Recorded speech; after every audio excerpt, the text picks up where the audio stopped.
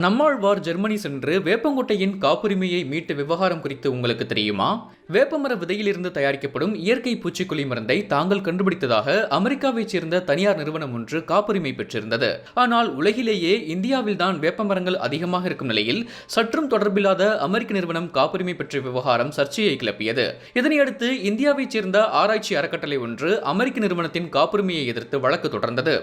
ஜெர்மனியின் மியூனிக் நகரத்தில் உள்ள ஐரோப்பிய காப்புரிமை நீதிமன்றத்தில் இந்த வழக்கு நடைபெற்றது. கிட்டத்தட்ட 11 ஆண்டுகள் நடைபெற்ற இந்த வழக்கின் இறுதிவாதத்தின் போது நம்மாழ்வார் மற்றும் டெல்லியை சேர்ந்த வந்தனா சிவா உள்ளிட்டோர் ஜெர்மனி சென்று வேப்பமரத்திற்கும் இந்தியாவிற்கும் உள்ள தொடர்பு குறித்து விளக்கம் அளித்தனர். குறிப்பாக ஏற்கனவே இந்தியர்கள் கண்டுபிடித்த இயற்கை பூச்சிக்கொல்லியை தான் அமெரிக்க நிறுவனம் மேம்படுத்தியிருக்கிறார்களே தவிர புதிதாக எதையும் கண்டுபிடிக்கவில்லை என்று வாதிட்டனர். இதனையடுத்து அமெரிக்க நிறுவனத்திற்கு வழங்கப்பட்ட காப்புரிமையை நீதிபதிகள் திரும்ப பெற்றனர். நம்மாழ்வாரின் முயற்சியால் வேப்பங்கொட்டையின் காப்புரிமை இந்தியாவிற்கு கிடைத்தது.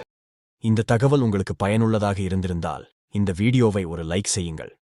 தொடர்ந்து இது போன்ற பயனுள்ள ஆரோக்கிய தகவல்களைப் பெற எங்கள் சேனலுக்கு சப்ஸ்கிரைப் செய்து அந்த பெல் ஐகானையும் அழுத்துங்கள்.